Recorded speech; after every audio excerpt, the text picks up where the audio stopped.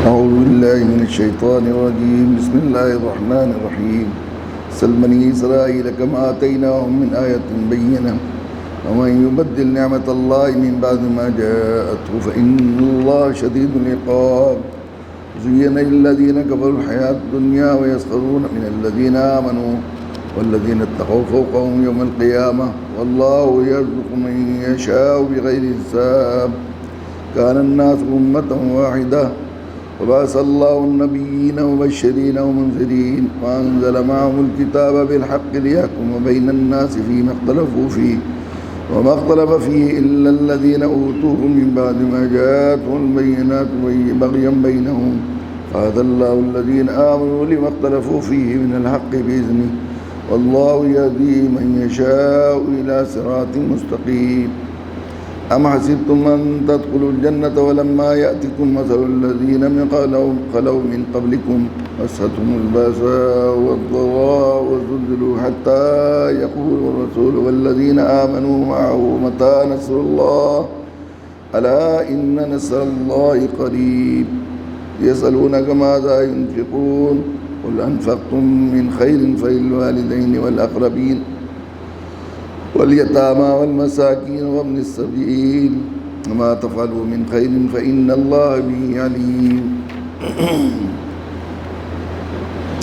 اب بنی اسرائیل سے پوچھئے کہ ہم نے ان کو کتنی ساری کھلی نشانیاں دی تھی اور جس شخص کے پار اللہ کی نعمت آ چکی ہو پھر اس کو بدل ڈالے اسے یاد رکھنا چاہیے کہ اللہ کا عذاب بڑا سخت ہے.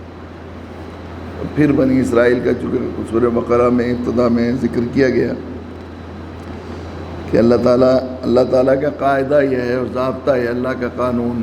اس دنیا میں اللہ کی حکومت چلتی ہے اور حکومت چلتی ہے تو اللہ کا قانون بھی چلتا ہے. وہ قانون کبھی بدلتا نہیں. وَلَن تَجِدَ لِسُنَّتِ اللَّهِ تَبْدِيلًا وَلَن تَجِدَ لِسُنَّتِ اللَّهِ تَحْوِيلًا. اللہ کے اس قانون کو نہ بدلا ہوا پائیں گے نہ پھرا ہوا پائیں گے. اس میں یہ ہے لَئِن شَكَرْتُمْ لَأَزِيدَنَّكُمْ وَلَئِن كَفَرْتُمْ إِنَّ عَذَابِي لَشَدِيدٌ. اللہ کے قانون کی ایک دفعہ یہ ہے کہ جو قوم جو فرد اللہ تعالیٰ نعمتیں دیں گے اور نعمت کی شکر کرے گا، قدردانی کرے گا اس کی، تو اللہ اس نعمت کو بڑھائیں گے. اور جس نعمت کی ناقدری کی جاتی ہے تو اللہ کے ہاں پکڑ سخت ہے. اللہ فرماتے ہیں ان اللہ شدید العقاب ان عذاب لشدید، میری عذاب میرے پکڑ بڑی سخت ہے. تو بنی اسرائیل کو بار بار کہا گیا ہے کہ ان کو بہت فضیلت دی گئی، انبیاء در انبیاء کتنے سارے انبیاء ان کو دیے گئے، بار بار نعمتیں دی گئیں. جو دعا مانگتے تھے جا کے ضد کرتے تھے اللہ پوری کر دیتے تھے. انبیاء علیہ السلام سے جا کر وہ کرتے تھے ضد. حضرت موسیٰ علیہ السلام سے کبھی منہ سلوہ اتروانے کی بات ہوتی تھی، کبھی یہ کرو کبھی یہ کرو وہ کرو. لیکن ان نعمتوں کی اتنا صاف ستھرا دین اور اتنی کھلی نشانیاں توریت کی شکل میں انہیں احکام دیے گئے تھے جو ان کے لیے خیر کے تھے، ان کے فائدے کے لیے تھے.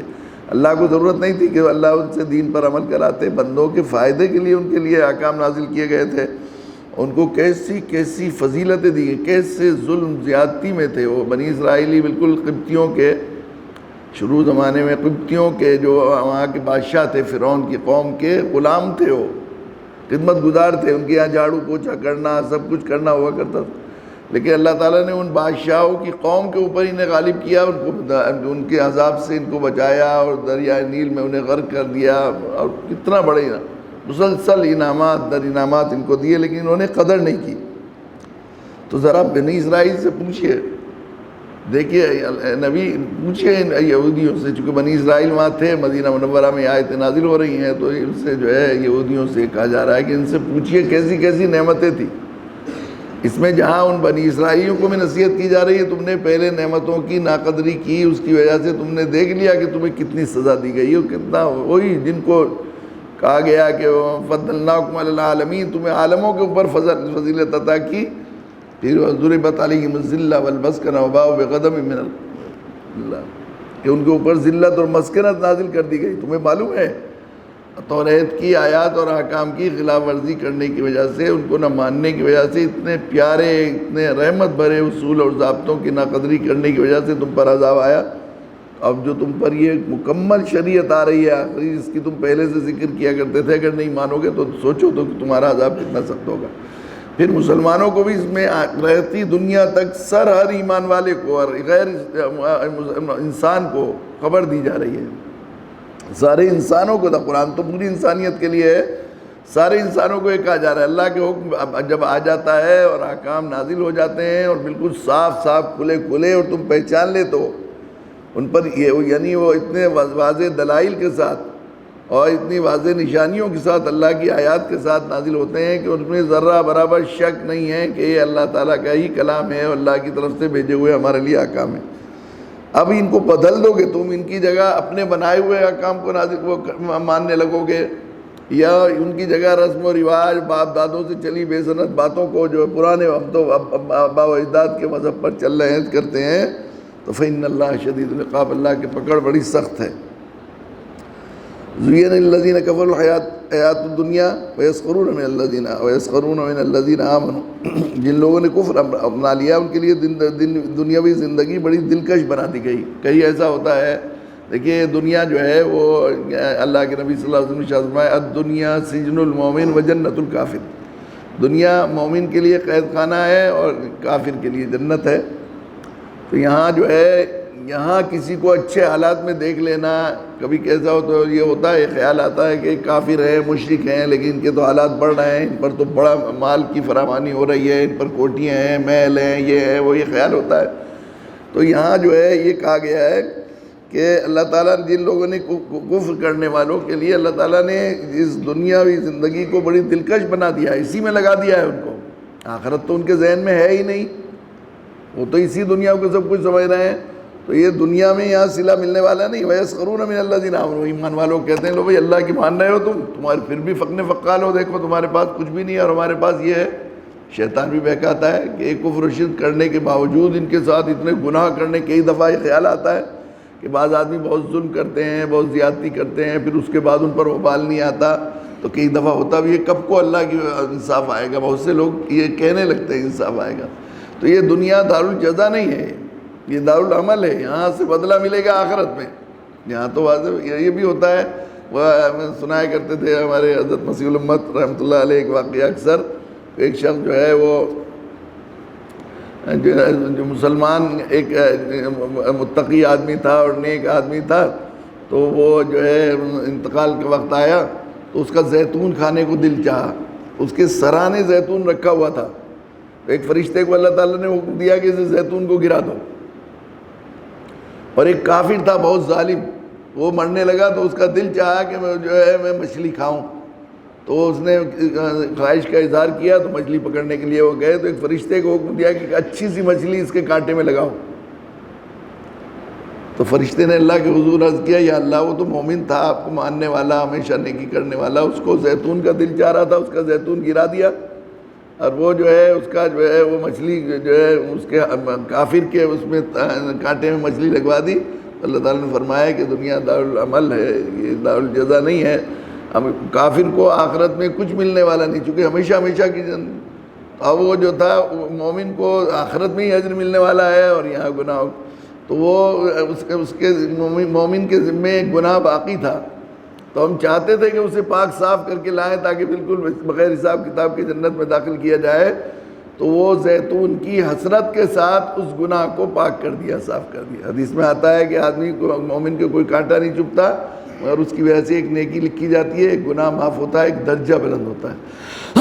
یہاں تک ہے کہ جیب میں ہاتھ ڈالا ایمان والے نے اور دل میں یہ خیال ہوا کہ میرے جیب میں پیسے ہیں، اس خیال سے ہاتھ ڈالا لینے کے لیے، جیب میں ہاتھ ڈالا تو تھا ہی نہیں 5 کا سکہ یا 10 روپے تھے ہی نہیں، تو اس پر جو حسرت ہے اس پر بھی اس کو اجر ہوگا، اس پر بھی گناہ معاف ہوں گے۔ تو یہ دنیا میں اگر حسرت یا پریشان دنیاوی حالات اچھے برے کوئی اعتبار نہیں ہے، اور وہ جو کافر تھا اس کو چونکہ آخرت میں تو کچھ ملنا نہیں تھا، اس کی ایک نیکی نیک عمل باقی تھا، اس کا بدلہ ہمیں دنیا ہی میں دینا تھا، اس لیے مچھلی کھلا کر اس کا بدلہ دے دیا۔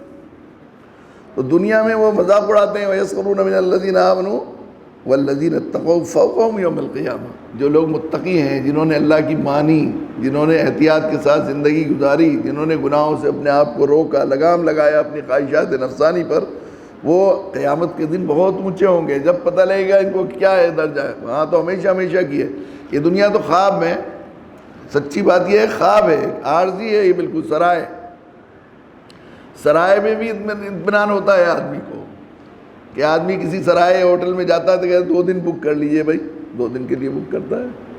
لیکن یہاں تو اتنا بھی ویٹنگ روم میں، اسٹیشن کے ویٹنگ روم میں بھی آدمی کو انتظار ہوتا ہے، اس کا اطمینان ہوتا ہے کسی درجہ میں کہ 12:45 پر میری گاڑی آ رہی ہے، 12:05 ہیں، تو 40 منٹ ابھی یقین کے اطمینان کے باقی ہیں میرے، تو یہاں میں اطمینان سے اپنی ضرورت پوری کر سکتا ہوں. لیکن اس دنیا میں ایک لمحے کا اطمینان نہیں. پانی کا بلبلا انسان کی زندگانی ذرا سی دیر میں کس وقت چل جائے. جن گھروں میں ہم رہتے ہیں ان میں کوئی اور رہتا تھا پہلے، اب لوگ انتظار کیے ہوئے ہیں. جیسے ہوٹل میں ہوتا ہے نا کہ 12 بجے 2 بجے مسافر خالی کرنے والے ہیں، تم سامان رکھو یہاں، پھر 12 بجے خالی ہو جائے گا. اس طرح خالی کرنے کے لیے ہمارے آئے ہوئے ہیں. پھر ہم سمجھ رہے ہیں یہ صورتحال یہ ہے.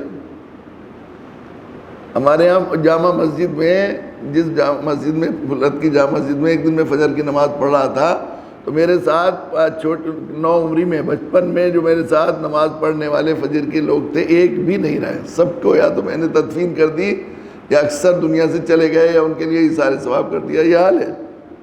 یہاں کیا ہے، اب ہم سب کو چلے جانا ہے، یہاں سے چلے جانا ہے. تو اس دنیا میں آدمی خواب ہے، خواب کی دنیا. ملتا ہے یا دنیا اللہ متاع الغرور، وہ تو دھوکے کی دنیا ہے. اس میں خواب میں آدمی فقیر بن جائے یا بادشاہ بن جائے. ایک فقیر تھا، بادشاہت ہو گئی، تاج اور آنکھ کھلی تو پھر کٹورا ہاتھ میں تھا. اس کی کوئی اہمیت نہیں. اصل وہاں کی ہے، آخرت کی، ابد الآباد کی زندگی. تو وہاں والذین اتقوا فوقہم یوم القیامہ، پورا سسٹم، پورا نظام اسلام کا اس پر ہے کہ آخرت کی کامیابی کے لیے کے محور پر آدمی زندگی گزارے. دین نام اسی کا ہے، اور انسانی فطرت کے لیے اس سے زیادہ کوئی چیز، کوئی عقیدہ انسان کو سفر میں، حضر میں، خلوت میں، جلوت میں، غصے میں، نرمی میں، خوشی میں، جذبات میں، ہر وقت انسان کو انسان بنانے والا کوئی چیز اگر ہے سب سے ضروری مرکزی انسانی فطرت کے لحاظ سے، وہ آخرت کے یقین، آخرت کا یقین کے حساب دینا ہے. مجھے اللہ کے حضور جانا ہے، اور وہاں ہمیشہ ہمیشہ کی ہے، یا تو رات یا شب. واللہ یرزق من یشاء بغیر حساب. اللہ تعالیٰ دیتے ہیں یا تو دنیا میں جس کو چاہتے ہیں بغیر حساب کتاب کے دیتے ہیں. حساب سے نہیں دیا جاتا، بے حساب دیتا ہے یا تو دنیا میں اس کا. تو یہاں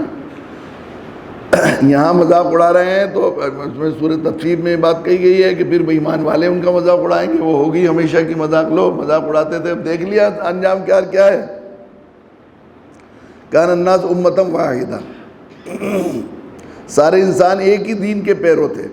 فبعث اللہ النبیین مبشرین ومنذرین، پھر ان میں آپس میں اختلاف ہو گئے. اللہ نے نبی بھیجے خوشخبری سنانے والے، ڈرانے والے، اور اس کے ساتھ حق پر مشتمل کتاب نازل کی.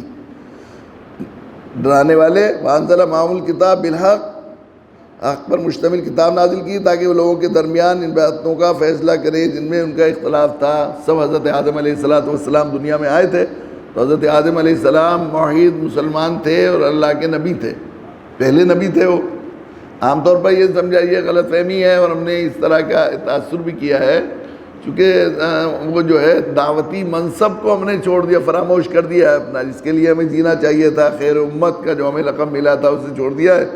اس لیے ہماری سوچ، ہماری فکر سب اس سے ہٹ کر دوسری راہ پر چلی گئی ہے. عام طور پر یہ سمجھتے ہیں کہ ہم اسلام، حضرت ہمارے نبی صلی اللہ علیہ وسلم اسلام کو لانے والے ہیں. اللہ کے نبی اسلام کو لانے والے نہیں ہیں. اسلام تو پہلے سے یہاں مذہب ہے، اور یہاں خصوصاً ہندوستان کے تناظر میں یہ بات سمجھانا اور بھی مفید ہے. یہ دعوتی سلسلے میں بہت ہی اس کی ضرورت ہے کہ ہم لوگوں کو یہ بتائیں کہ اسلام ودیشی مذہب نہیں ہے. یہ ہندوستان کے، اللہ کے نبی صلی اللہ علیہ وسلم نے ارشاد فرمایا کہ مجھے ہندوستان کی مٹی سے محبت کی خوشبو آتی ہے. ایک روایت ہے، میر عرب کو آئی ٹھنڈی ہوا جہاں سے، میرا وطن وہی ہے، میرا وطن وہی ہے. اس حدیث کے بارے میں بعض علماء نے یہ حکم لگایا کہ موضوع گھڑی ہوئی حدیث ہے، مگر مدینہ منورہ کے ایک اس کے جامعہ اسلامیہ مدینہ منورہ کے ایک حدیث کے استاد ہیں، انہوں نے 17 صفحوں کا مضمون لکھا ہے اس حدیث پاک کی تخریج پر، کہ 23 صحابہ سے یہ روایت نقل کی گئی ہے. 23 صحابہ سے روایت نقل کی گئی. اس کی اصل ہے. اور یقیناً دنیا کی دوسری قوموں اور ملکوں کا سفر کریں اور آپ کو تھوڑا سا نفسیات اور سائیکولوجی کا ذوق ہو سمجھنے کا، تو آپ کو اندازہ ہوگا کہ جتنی محبت بھرے لوگ یہاں ہندوستان کے، خصوصاً ہمارے ہندو بھائی ہیں، پوری دنیا میں اتنی محبت کی قدر کرنے والے محبت بھرے لوگ نہیں ہیں دنیا میں. لیکن محبت ہے تو پھر محبت میں ان کے یہاں پر دیسی چیزوں سے محبت اور ودیشی چیزوں سے اجنبیت بھی زیادہ پائی جاتی ہے، اس محبت کے جذبے کی وجہ سے. تو کوئی بھی باہر کی چیز ہے، یہ آدمی باہر کا ہے چاہے کتنا اچھا ہے، تو ذرا اس سے اپنائیت کا جذبہ نہیں پیدا ہوتا، یہ وہ معافی کا ہوتا ہے۔ اگر ہم لوگ نے یہ تاریخ بتاتے جو ہمیں بتائی گئی ہے، ہمارے قاضی وجدی الحسینی تھے، ان کی کتاب تھی بڑی مشہور ہندوستان اسلام کے سائے میں، اس میں انہوں نے باقاعدہ وہ روایتیں نقل کی ہیں، اور جو ہے حدیث شریفہ ان کی باقاعدہ اسناد کے ساتھ، کہ حضرت آدم علیہ السلام اسی ہندوستان، جب وہ ہند تھا پرانا، جس کو ہند کہا گیا، اللہ کے نبی صلی اللہ علیہ وسلم نے جو ہند کہا ہے جس کو، اسی میں سے سنگل دیپ کی پہاڑیوں پر آسمان سے نازل کیے گئے تھے یہاں۔ پھر بعد میں گئے، وہ حضرت حوا کو وہاں اتارا گیا تھا، تو تلاش کرنے وہاں پہنچے، وہاں ملاقات ہوئی، اور پھر وہاں بنایا۔ وہاں پر جدہ جو ہے وہ حضرت حوا کا وطن ہونے کی وجہ سے دادی کہتے ہیں جدہ، تو اس لیے اس کا نام رکھا گیا وہاں پر۔ تو یہ سب ایک ہی، حضرت آدم علیہ السلام موحد تھے، مسلمان تھے، اللہ کے نبی تھے، پھر ان کی اولاد میں وہ جو حضرت آدم علیہ السلام نے تعلیم دی وہی ہوتی رہی۔ بعض روایت میں ہے کہ حضرت ادریس علیہ السلام تک آپس میں وہ نہیں ہوا، کوئی اختلاف نہیں ہوا، ایک ہی مذہب پر رہے۔ بعد میں اغراض پیدا ہوئی، اور شیطان نے جو ہے وہ مذہب کو استعمال کرنا جو ہے مال کے لیے اور ذاتی اغراض اور اس کے لیے جو ہے لالچوں کے لیے استعمال کرنے کے لیے، اس میں کچھ تحریف ہونی شروع ہوئی، اختلاف پیدا ہوا، تو پھر اللہ تعالیٰ نے رسول بھیجے ایک کے بعد، وہ جو ہے لوگوں کو ڈراتے بھی رہے، لوگوں کو خوشخبریاں بھی دیتے رہے، اور ان کے ساتھ کتابیں بھی بھیجی حق کے ساتھ، لِيَحْكُمَ بَيْنَ النَّاسِ فِيمَا اخْتَلَفُوا فِيهِ۔ انبیاء علیہ السلام کا کام یہ تھا کہ وہ کتابیں لے کر آتے تھے، اللہ کے احکام لے کر آتے تھے، ان میں جو اختلاف ہے اس کو حق کے ساتھ فیصلہ کرتے تھے۔ وَمَا اخْتَلَفَ فِيهِ إِلَّا الَّذِينَ أُوتُوهُ مِن بَعْدِ مَا جَاءَتْهُمُ الْبَيِّنَاتُ بَغْيًا بَيْنَهُمْ۔ افسوس کی بات یہ ہے کہ کسی اور نے نہیں، بلکہ خود انہوں نے، جن کو کتاب دی گئی روشن دلائل آ جانے کے بعد بھی، صرف باہم ضدی کی وجہ سے کتاب سے اختلاف نکال لیا۔ وہ جو اس کے لوگ ٹھیکیدار تھے، جو مذہب کے قائد سمجھے جاتے تھے، وہ جو مذہب کے ربی کہلاتے، خصوصاً بنی اسرائیل میں جو ربی کہلاتے تھے، انہوں نے اس کے اندر اختلاف پیدا کی۔ جن کو جو خاص طور سے وہ دین کو سمجھانے والے تھے، انہوں نے دین کے معنوی اور لفظی تحریف کر کے اپنی خواہش کے مطابق اس کو بدل دیا، اس کو ضدی میں، کہ یہ رسول آگے کیوں کہنے لگے ہم بڑے تھے، یہ اپنی کیوں چلانے لگے، کبر کی وجہ سے، حسد کی وجہ سے، اور ضد کی وجہ سے، عموماً ضد کی وجہ سے جو ہے وہ لگانے لگے۔ فَهَدَى اللَّهُ الَّذِينَ آمَنُوا لِمَا اخْتَلَفُوا فِيهِ مِنَ الْحَقِّ بِإِذْنِهِ۔ جو لوگ ایمان لائے، اللہ نے انہیں اپنے حکم سے راہ راست تک پہنچایا۔ جو لوگ ایمان لائے ان میں سے ایسے رہے، دونوں طرح کے لوگ رہے، کچھ لوگ شر کی طرف اب رہے، کچھ لوگ ماننے والے رہے، جنہوں نے اپنے آپ جو ہے کان ڈھلکا دیے اور اللہ کے سامنے فرمانبرداری کا راستہ اختیار کیا۔ تو اللہ واللہ یہدی من یشاء الی صراط مستقیم، اللہ تعالیٰ جس کو چاہتے ہیں ہدایت عطا فرماتے ہیں، اور یہ معنی بھی لکھے گئے ہیں کہ واللہ یہدی من یشاء، اللہ تعالیٰ ہدایت دیتے ہیں اس کو جو چاہتا ہے صراط مستقیم کی، جو چاہتا ہے صراط مستقیم کی ہدایت دیتے۔ تو یہاں یہ بتایا گیا اصل میں یہ ایک بڑا جو ہے رکاوٹ حق کو قبول کرنے میں رہی ہے، وہ یہ رہی ہے کہ یہ سرو دھرم کا ایک کنسپٹ ہے۔ عام طور پہ ایک ہے سب دھرم نہیں ہے۔ جب وہ پیدا کرنے والا اللہ اکیلا ہے تو اس کی طرف سے بھیجا ہوا منشور اور ضابطہ الگ نہیں ہو سکتا۔ انسان کو بنایا، اس کی زندگی کے سارے طور طریقے ایک ہی بنائے، اس سسٹم جو بنایا، مشین جو بنائی ہے، اس کا نظام، اس کے چلنے کا ایک بنایا۔ ہر آدمی آنکھ سے دیکھتا ہے اور کان سے سنتا ہے، منہ سے کھاتا ہے، منہ سے چکھتا ہے۔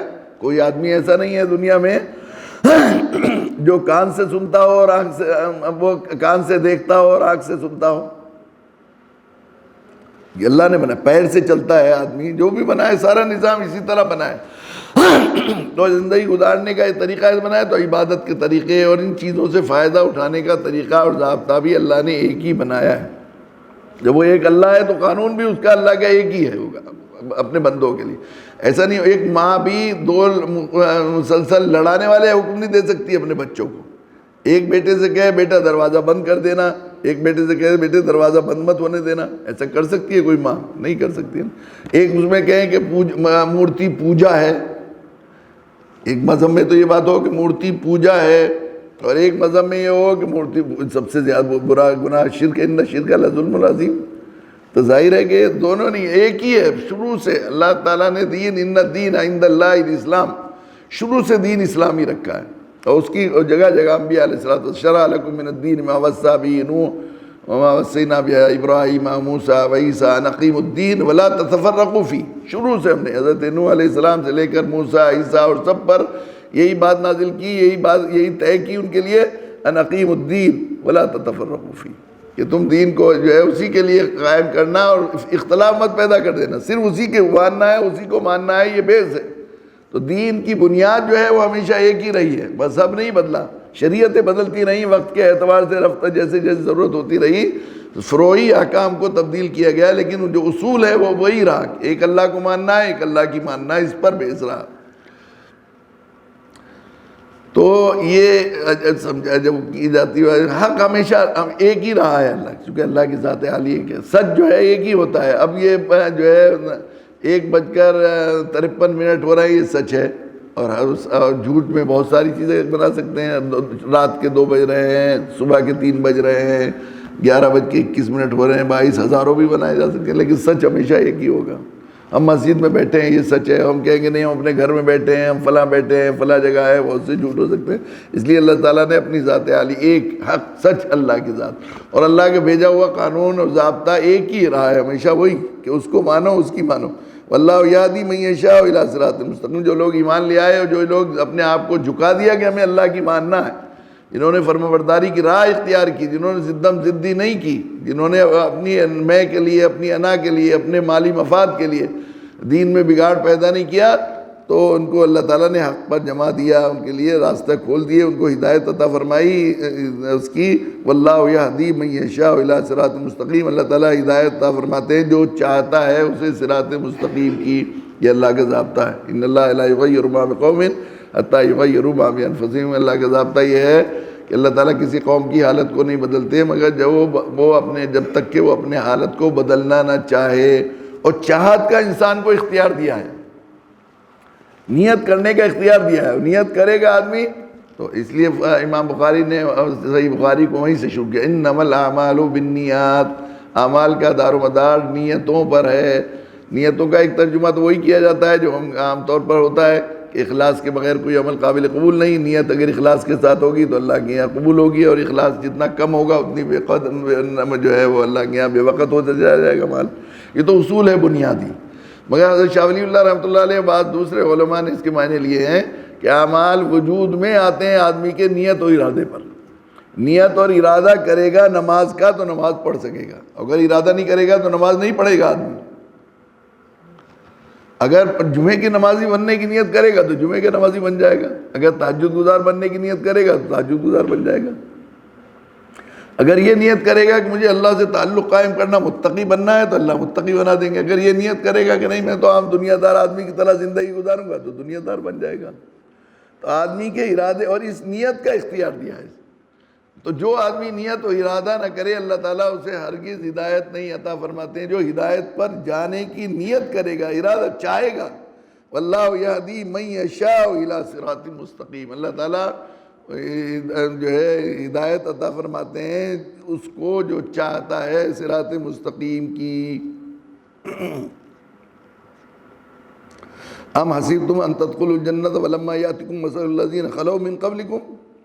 کیا تم نے یہ سمجھ رکھا ہے کہ تم جنت میں یوں ہی داخل ہو جاؤ گے حالانکہ ابھی تمہیں اس جیسے حالات پیش نہیں آئے جیسے ان لوگوں کو پیش آئے جو تم سے پہلے گزرے ہیں.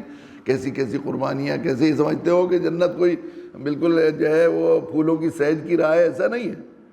تم یہ سمجھتے ہو ایسے ہی داخل ہو جاؤ گے جنت میں جب تک کہ تمہاری آزمائش نہ ہو، تمہیں پرکھ نہ لیا جائے، تم پر وہ حالات نہ آئے جو تم سے پہلے لوگوں پر آئے.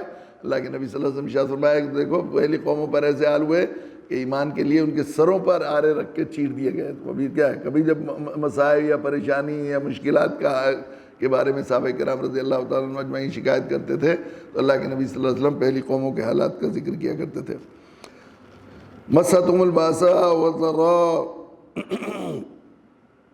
کہ ان پر جو ہے ان پر سختیاں تکلیفیں آئی ایسی کیسی کہ انہیں ان پر تکلیفیں آئیں، مشکلیں آئیں، مصیبتیں آئیں کہ وہ جو ہے وزلزلوا حتیٰ کہ ہلا کر رکھ دیا. حتیٰ یقول رسول والذین آمنوا معہ متی نصر اللہ، حتیٰ کہ جو رسول تھے، ان کے قائد تھے، مقتدا تھے، وہ بھی ان کے ساتھ ایمان والے بلک گئے، اضطراب میں آ کر اللہ کے حضور یہ فریاد کرنے لگے اللہ کی مدد کب آئے گی؟ الا ان نصر اللہ قریب، خبردار کہ اللہ کی مدد قریب ہی ہے۔ جب ایمان پر قائم رہتا ہے آدمی اور اس پر جمع رہتا ہے اور جو ہے مصائب اور مشکلات سے ہمت نہیں ہارتا اور آدمی تو اس سے جو ہے اس کی پھر اللہ کی مدد کے فیصلے ہوتے ہیں۔ یہ یعنی یہ ہے کہ ایمان والوں کو، اور یہ دنیا تو چونکہ یہ عرض بھی کیا گیا ہے اللہ کے نبی صلی اللہ علیہ وسلم کا یہ فرمان کہ الدنیا سجن المومن، مومن کے لیے یہ قید خانہ ہے۔ قید خانے میں آدمی کو مشکلیں، اپنی طبیعت کے خلاف، مزاج کے خلاف ہی زندگی گزارنی پڑتی ہے۔